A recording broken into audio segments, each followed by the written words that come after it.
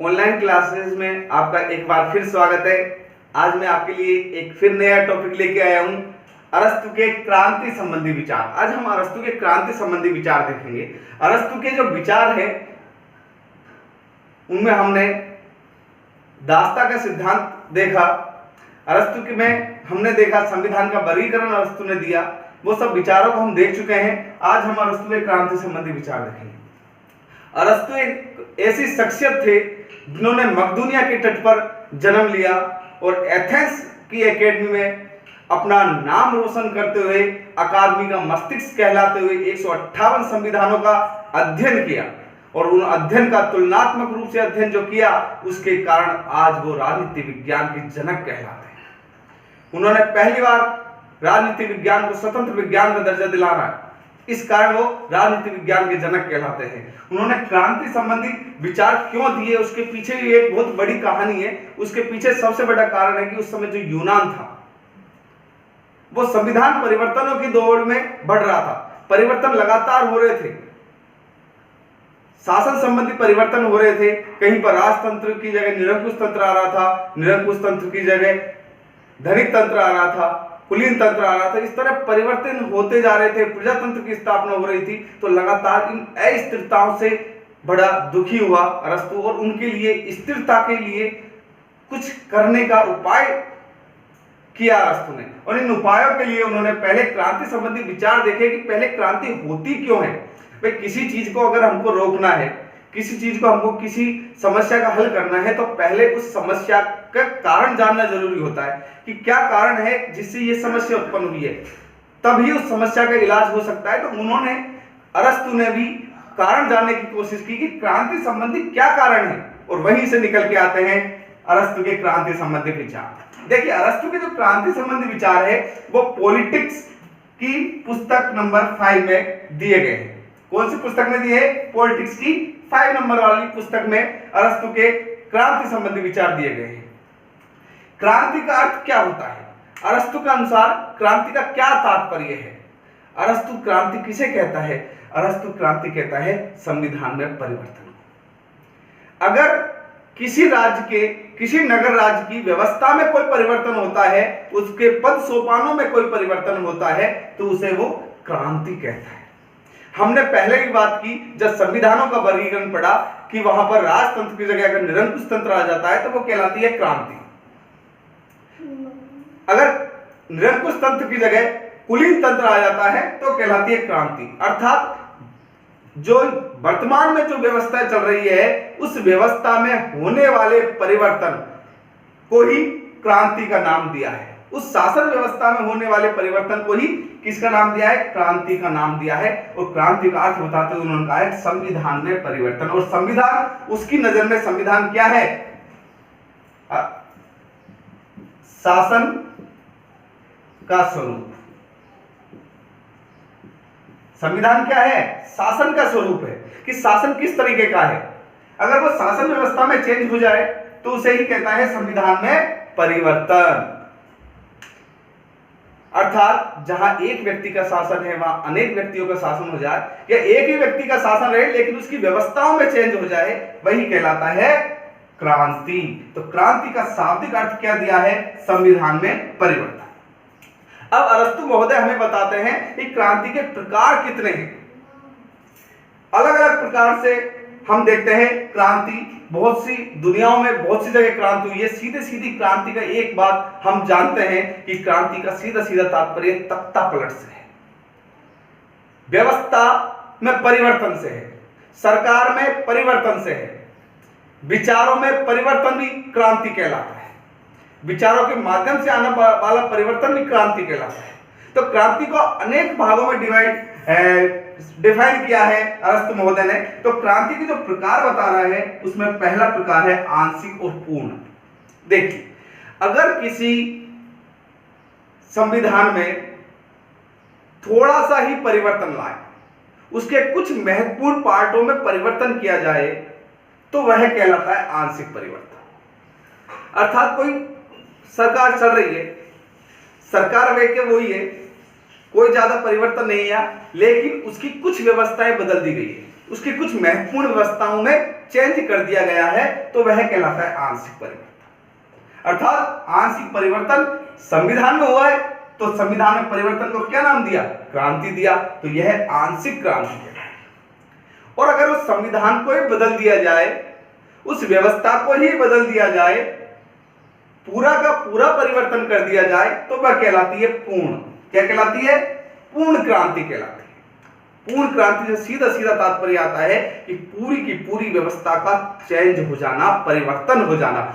जैसे राजतंत्र की जगह निरंकुश तंत्र आ जाना, राजतंत्र की जगह प्रजातंत्र आ जाना, वर्ग तंत्र आ जाना, ये कोई सा भी और सरकार का प्रकार आ जाना, ये संविधान का प्रकार, क्योंकि ये सरकार का प्रकार नहीं कहता, ये उसे संविधान का प्रकार कहता है। उसको संविधान के परिवर्तन समझता है कि अगर एक जो व्यवस्था चल रही है उस व्यवस्था से दूसरी व्यवस्था पूरी की पूरी चेंज हो जाती है, पूरी की पूरी बदल जाती है वो व्यवस्था, तो वो कहलाती है पूर्ण संविधान परिवर्तन अर्थात क्रांति। तो क्रांति का पहला रूप आपके अच्छे से समझ में आया होगा, आंशिक और पूर्ण। अगर हम दूसरे रूप की बात करते हैं तो रक्तपूर्ण और रक्तहीन क्रांति। अगर व्यवस्था में, वर्तमान व्यवस्था में कोई परिवर्तन आता है और वो परिवर्तन खून खच्चर से आता है, लड़ाई झगड़े से आता है, मारपीट से आता है, लोग सड़कों पर उतर जाते हैं, एक दूसरे के साथ मारकाट करते हैं, शासक दल को काट देते हैं, भगा देते हैं, जिससे रक्तपात होता है। जहां रक्तपात होता है वहां रक्तपूर्ण क्रांति होती है। और ऐसी क्रांति कहां हुई थी? फ्रांस में हुई थी। आपने फ्रांस की क्रांति देखी होगी, वो एक रक्तपूर्ण क्रांति थी। और एक होती है रक्तहीन। रक्तहीन क्रांति क्रांति का सबसे अच्छा स्वरूप है कि अगर किसी व्यवस्था में बिना किसी खून खराबे के, बिना किसी रक्तपात के परिवर्तन हो जाए तो वह रक्तहीन क्रांति कहलाती है। कौन सी कहलाती है? रक्तहीन क्रांति कहलाती है। वो उस रक्तहीन क्रांति, जैसे हमने इंग्लैंड की क्रांति देखी, उसे हम गौरवपूर्ण क्रांति कहते हैं। कौन सी क्रांति कहते हैं? उसे गौरवपूर्ण क्रांति कहते हैं बेटा, इसलिए वो कहलाती है रक्तहीन क्रांति। तो दूसरा स्वरूप आया हमारे पास रक्तपूर्ण और रक्तहीन क्रांति। अगर हम तीसरी बात करें तो तीसरा स्वरूप है व्यक्तिगत अथवा गैर व्यक्तिगत। व्यक्तिगत अथवा गैर व्यक्तिगत क्रांति, ये क्या है? व्यक्तिगत अथवा गैर व्यक्तिगत क्रांति के अंतर्गत यह है कि जब किसी व्यक्ति को बदल दिया जाए, शासन करने वाले व्यक्ति को ही बदल दिया जाए, तो वो व्यक्तिगत क्रांति कहलाती है, क्योंकि वो सिर्फ एक व्यक्ति के ऊपर हुई है, शासन व्यवस्था वो के हुई है, उस व्यक्ति को क्या कर दिया गया है? बदल दिया गया है। तो वह कहलाती है व्यक्तिगत क्रांति। और गैर व्यक्तिगत क्रांति वह क्रांति है कि व्यक्ति वही रहता है, व्यक्ति को नहीं बदला जाता, उसके शासन में परिवर्तन किया जाता है, सरकार में परिवर्तन किया जाता है, शासन व्यवस्था में परिवर्तन किया जाता है, तो वो गैर व्यक्तिगत क्रांति कहलाती है। समझ में आया तीसरा पॉइंट आपके? व्यक्तिगत और गैर व्यक्तिगत क्रांति। अब बात करते हैं हम वर्ग विशेष के विरुद्ध क्रांति। देखिए, वर्ग विशेष के विरुद्ध क्रांति का क्या तात्पर्य है? तो सीधा सीधा हम कहते हैं वर्ग अर्थात थोड़े से व्यक्तियों का शासन,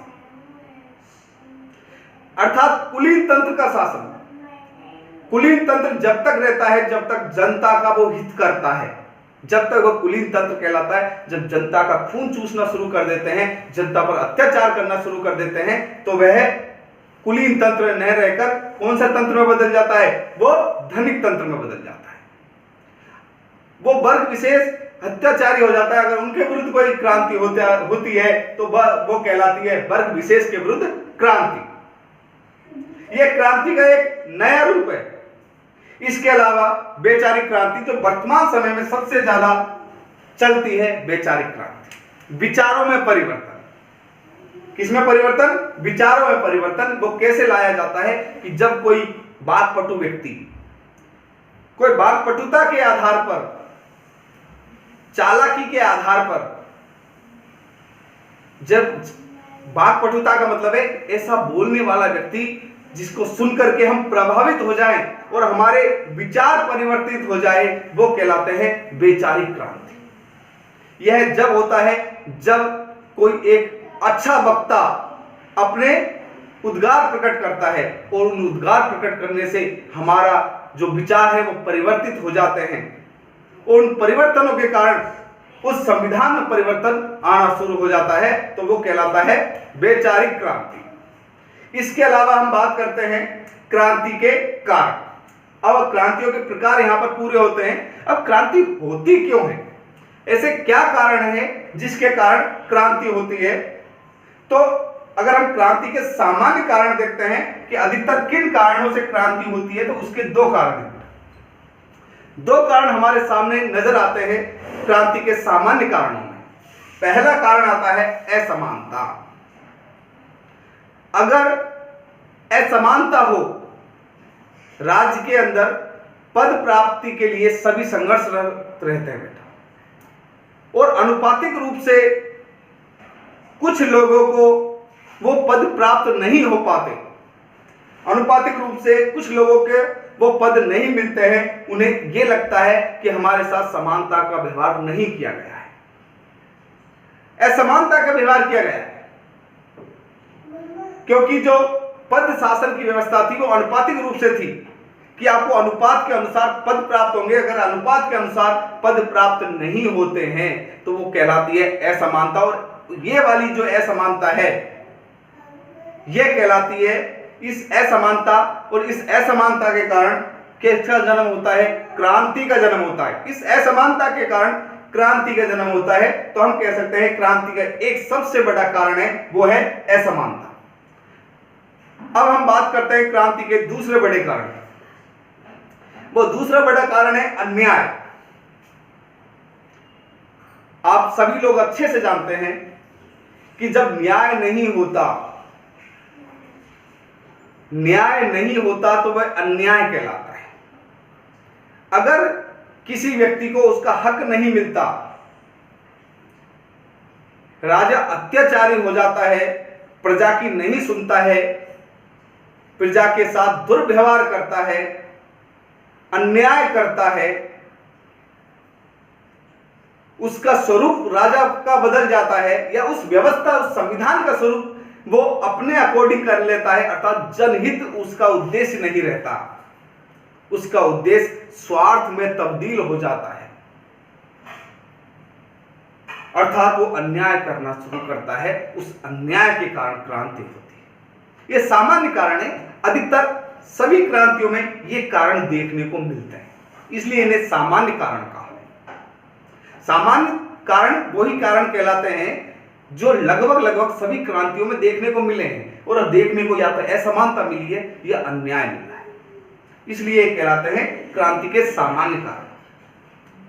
अब अगर हम बात करें क्रांति के विशेष कारणों की, कि क्रांति के कौन कौन से विशेष कारण हैं जिनके कारण, क्रांति के विशेष कारण कौन कौन से हैं जिसके कारण क्रांतियां हुई, तो क्रांति के जो विशेष कारण है बेटा उनके अंदर हम देखेंगे तो बात आती है, देखिए क्रांति के विशेष कारण लाभ। जब शासक या शासन व्यवस्था में उच्च पदों पर बैठे व्यक्ति अपने व्यक्तिगत लाभ को देखने लगते हैं, वो जनता के लाभ को नहीं देखते, जनता के परिप्रेक्ष्य पे बात नहीं करते, जनता के परिप्रेक्ष्य से उन्हें कोई लेना देना नहीं है, वो सिर्फ व्यक्तिगत लाभ के ऊपर जब नजर रखने लगते हैं तो वहां होती है क्रांति। क्या होती है वहां पर? क्रांति उत्पन्न होती है बेटा, और उस क्रांति के कारण उस व्यवस्था का तख्ता पलट हो जाता है, उस व्यवस्था का अंत हो जाता है, या उस व्यवस्था में कुछ परिवर्तन करने पड़ते हैं, वो कहलाती है क्रांति। तो क्रांति का एक जो कारण है विशेष कारण में आता है। ये विशेष कारण है कि हर जगह लाभ नहीं होता, लाभ के आधार पर हर जगह क्रांति नहीं हुई, इसलिए विशेष कारणों में आता है लाभ, कि लाभ प्राप्ति की इच्छा के कारण अधिकतर क्रांतियां होती है। इसके बाद बात करते हैं सम्मान। दूसरा कारण है सम्मान। आज हम बात करें तो हम देखते हैं कि हर व्यक्ति सम्मान चाहता है। सम्मान का भूखा है हर व्यक्ति, उसे सम्मान चाहिए। शासन व्यवस्थाओं के द्वारा, संविधानों के द्वारा उसे सम्मान चाहिए, डिग्निटी चाहिए। और जब उसे वो सम्मान, उसकी योग्यता और क्षमताओं के अनुसार सम्मान प्राप्त नहीं होता, तो वो क्या कर देता है? क्रांति कर देता है, परिवर्तन कर देता है, उस व्यवस्था में परिवर्तन करने के लिए उतारू हो जाता है। तो अगर जहां पर व्यक्तियों को उचित सम्मान नहीं दिया जाता, जहां अन्य पद अधिकारियों को उचित सम्मान नहीं दिया जाता, तो वहां क्रांति हो जाती है। आज हमने देखी, छोटी सी एक झलक लेते हैं हम, है ना, क्रांति होने का चांस बने कि नहीं बने। अभी पायलट महोदय जी ने, जब उन्हें उचित सम्मान नहीं मिला, उन्होंने क्या कहा? मुझे उचित सम्मान नहीं मिल रहा है, इसलिए मैं कांग्रेस छोड़ के जा रहा हूं। तो उनके साथ कुछ लोग और गए, ये कारण क्रांति में तब्दील हो सकता था, उस व्यवस्था में चेंज हो सकता था।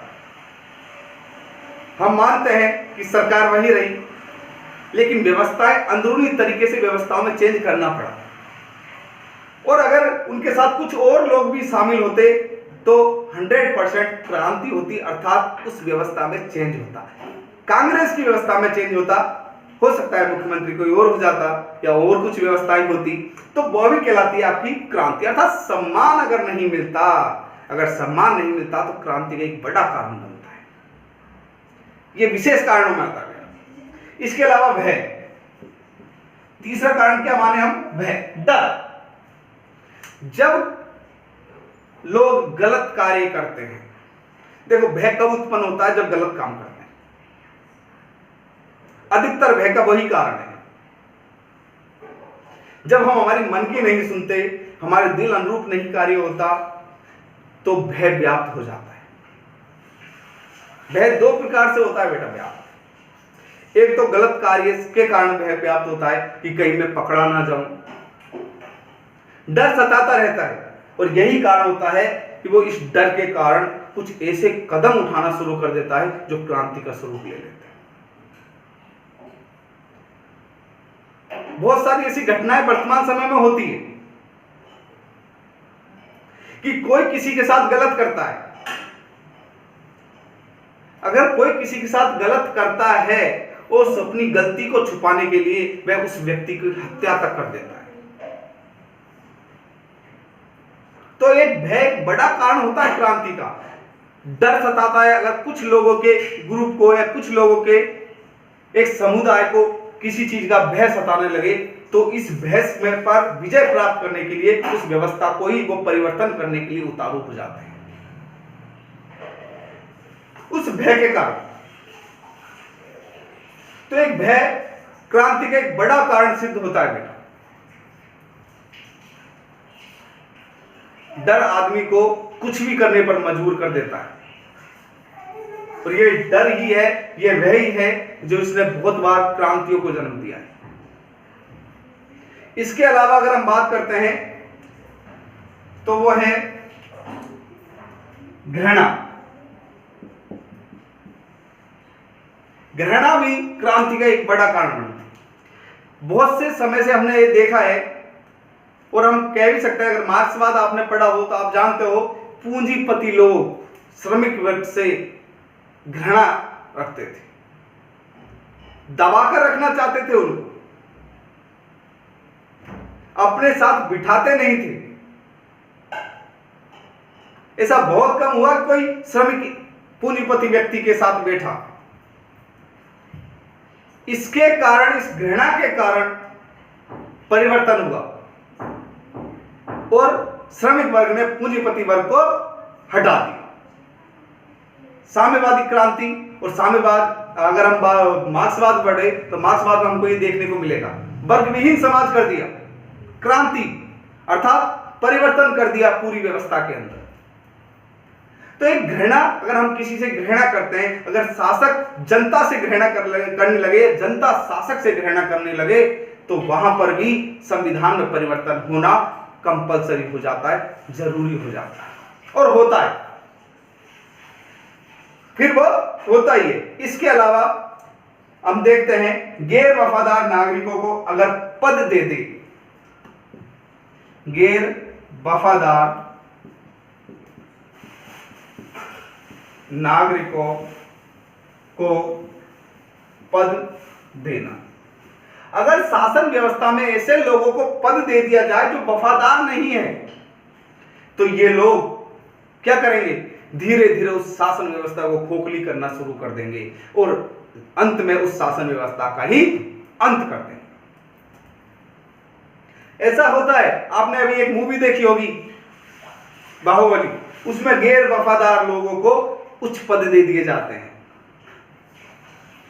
आसीन किया जाता है कुछ गैर वफादार लोगों को, और वो वफादार लोग संविधान परिवर्तन कर देते हैं, अर्थात क्रांति कर देते हैं। और क्रांति किस तरह, पूरा व्यवस्था में चेंज करना ही क्रांति कहलाता है। संवैधानिक व्यवस्था में चेंज करना ही, परिवर्तन होना ही क्रांति है। तो वहां भी परिवर्तन होता है। तो गैर वफादार नागरिक को अगर हम पद देंगे जो वफादार नहीं रहा है, अगर हम उनकी पहचान नहीं कर पाएंगे, तो भी क्या होगा, क्रांति होगी। और इससे हमारे जो वफादार नागरिक हैं उन्हें के सम्मान पर ठेस लगेगी। किस पर ठेस लगेगी, सम्मान पर ठेस लगेगी। और ये ठेस के कारण भी हमने देखा सम्मान भी, अगर सम्मान उचित सम्मान नहीं मिलता है तो ये उचित सम्मान नहीं मिलना भी क्रांति का एक बड़ा कारण सिद्ध होता है। इसके अलावा अगर हम देखें भाई भतीजावाद, अगर हम भाई भतीजे की बात करते हैं, आज की राजनीति में भी यही बड़ा कारण है। आप देखते हैं बहुत बड़ा बार ये बात आती है कि भाई भतीजावाद चल रहा है, उसके बाद उसका चाचा, उसका एक ही परिवार के लोग चुनाव लड़ते जा रहे हैं, तो लोगों का मोह भंग होता है कि नहीं होता उन लोगों से। तो भाई भतीजावाद है, ये भी क्रांति का एक बड़ा कारण रहा कि बहुत बार भाई भतीजा के कारण शासन पर ऐसे व्यक्ति आरूढ़ हो जाते हैं जिनमें किसी प्रकार की योग्यता और क्षमताएं नहीं होती।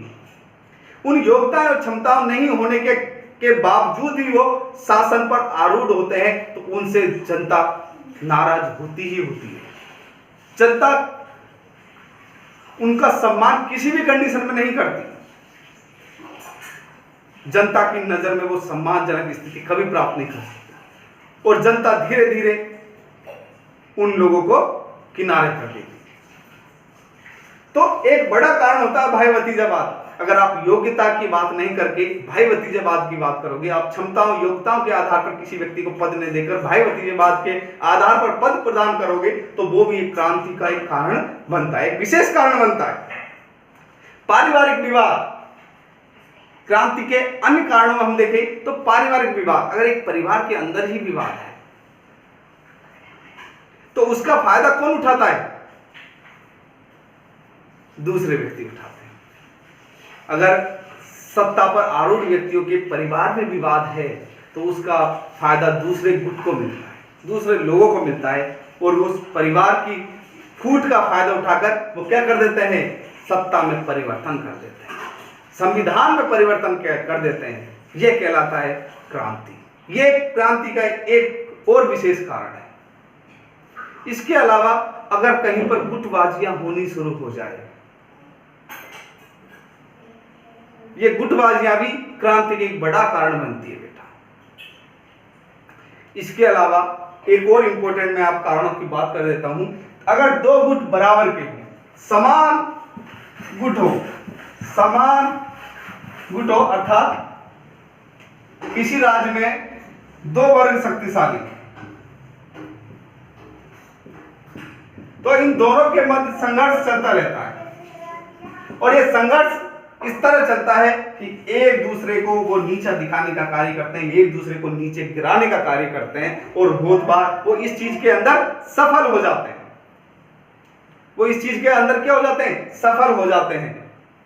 तो एक बड़ा कारण सिद्ध होता है, एक बहुत बड़ा कारण सिद्ध होता है ये क्रांति का, जब दो वर्ग बराबर स्थितियां हो जाती है, बराबर स्थिति पर पहुंच जाते हैं। ऐसा बहुत बार राजनीतिक दलों में भी हुआ है। अगर दो खेमों में अगर कोई राजनीतिक दल बढ़ जाता है और दो खेमे जब बराबर बराबर स्थिति के होते हैं, तो एक खेमा दूसरे खेमे को विरुद्ध होकर धीरे धीरे नीचा दिखाने का काम करता है, और हो सकता है उसके कारण परिवर्तन आ जाए, संविधान में परिवर्तन आ जाए। और ऐसा हुआ है, बहुत सी जगह मुख्यमंत्री चेंज करने पड़े। तो आज आधुनिक समय में भी जितने भी क्रांति के कारण बताए हैं वो सब अरस्तु से प्रेरित हैं बेटा। जितने भी कारणों की अगर हम बात करें सब अरस्तु से प्रेरित कारण है। तो ये भाई भतीजावाद है, अन्य ये क्या नाम है, वफादार नागरिकों को न देना, पारिवारिक विवाद, इसके अलावा शक्ति,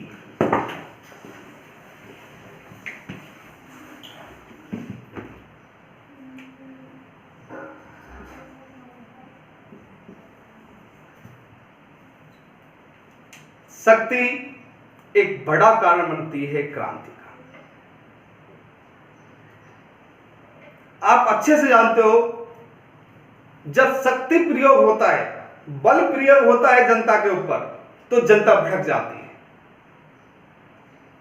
जब शक्तिशाली लोग गरीबों पर अत्याचारी करते हैं तो जनता भड़क जाती है और क्रांति कर देती है। या जनता का कोई गुट शक्तिशाली हो जाता है तो वो शासक वर्ग को गिराकर क्रांति कर देता है। कोई भी कारण हो सकता है, शक्ति एक बड़ा कारण सिद्ध होती है। कहते हैं ना, जिसकी लाठी उसकी भैंस। इस आधार पर, इस शक्ति के आधार पर क्या हो सकता है, व्यवस्थाओं में चेंज हो सकता है, संवैधानिक व्यवस्थाओं में चेंज हो जाता है। एक क्रांति का एक बड़ा कारण सिद्ध होता है, एक बड़ा कारण सिद्ध होता है शक्ति। तो ये सब हमारे क्रांति के कारण हुए हैं बेटा। अब ये क्रांति के कारण हमारे यहाँ पर लगभग पूरे हो चुके हैं, लगभग पूरे हो चुके हैं। तो यहीं पर हमारा ये वीडियो आज का पूरा होता है। क्रांति कारण देखें। अब हम देखेंगे नेक्स्ट जो हमारा वीडियो आएगा वो आएगा इन क्रांतियों के रोकने के उपाय कौन कौन से हो सकते हैं, इनको किस तरह रोका जा सकता है।